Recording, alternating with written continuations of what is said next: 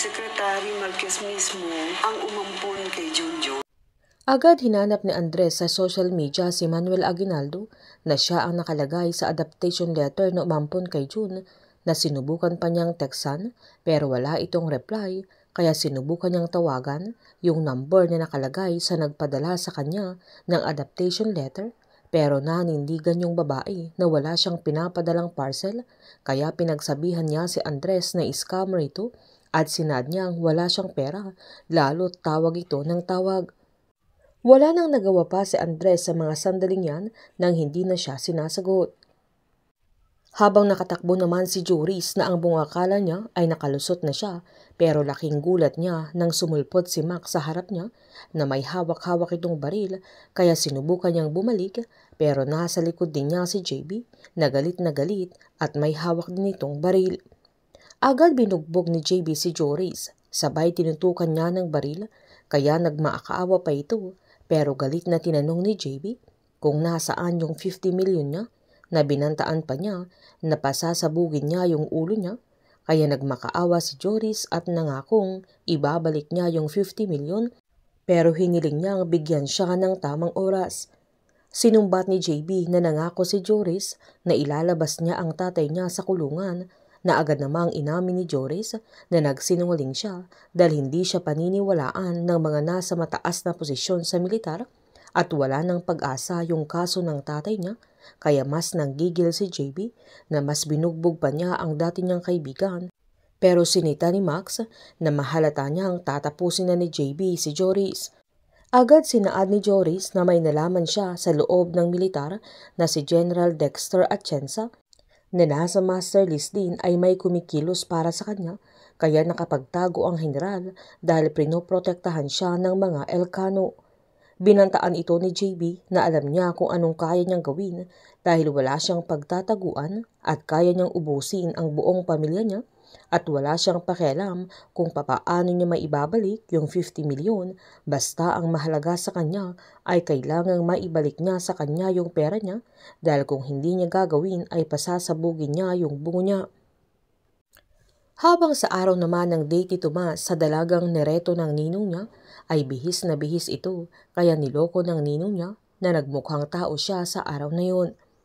Niloko ng binata ang ninong niya dahil maging siya ay bihis na bihis kaya sinadama ng matanda na handang-handa na siya sa pamamanhikan sabay niloko pa niya ang binata na bibili na sila ng crib para sa magiging anak nila na agad namang umalma si Tomas.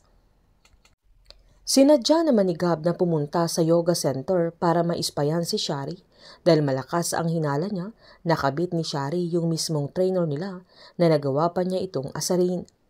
Bago sila umuwi ay sinumbat ng dalaga na hindi mahal ni Shari si Philip at pera lang niya ang habol niya. Nanindigan naman si Shari na maniwala man si Gab o hindi ay mahal din niya ang kanyang ama. Nang ihatid naman ni JB si Max ay nagpasalamat ito dahil sa dami na niyang naitulong sa kanya na agad namang sinabihan ng dalaga na okay lang yun sa kanya at sabihan niya kung sisimulan na niyang imbestigahan ang tungkol kay Atienza. Sabay humingi ng pasensya si JB dahil nadadamay na ang dalaga sa mga problema niya kaya biniro naman ni Max na nahiya pa siya talaga na alam niyang hindi naman siya matatahimik hanggat hindi niya nalalaman kung ano ang katotohanan. Sa date naman nila Tomas ay nailang ito dahil mahinhin ang dalaga na nireto ng ninong niya sa mga kilos pa lang at kung papaano ito kumain, nakabaliktaran lahat ni Gab dahil go na go ang dalaga at walang kaarte-arte.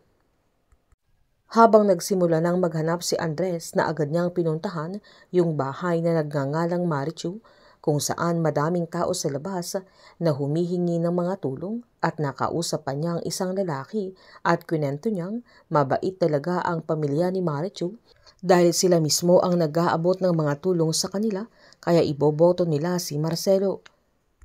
Nakita ni Andres yung isang tarpaulin na may nakalagay na Marcelo Marquez, isang binata na anak ni Marichu Marquez. Agad nagtanong ang binata sa isang staff kung andoon si Marichu kaya agad tinanong ng babae kung may appointment ito sa kanya na agad namang sinabi ng binata na wala siyang appointment. Sabay sinaad niyang kailangan niya itong makausap kaya agad siyang sinabihan na wala ang boss nila nang saktong lumabas si Marcelo at nahagilap ni Andres, kaya nagkatitigan pa sila na kung tutuusin ay magkaedad na sila ni June sa mga sandaling yan, na agad-agad niya itong nilapitan at agad namang nagpakilala si Marcelo sa kanya at sinaad pa niyang Celo na lang ang itatawag niyang binata. Malapit na si Andres sa katotohanan at malalaman na niya kung nasaan si June, pero mas madaming hahadlang sa kanya. Painit ng painit ang mga tagpo, sabay-sabay po nating subaybayan ang advance episode ng Incognito dito lamang po sa aking channel. Patuloy lamang po manood, mag-likes at mag-subscribe para ma-update po kayo sa mga susunod na episode. Marami pong salamat.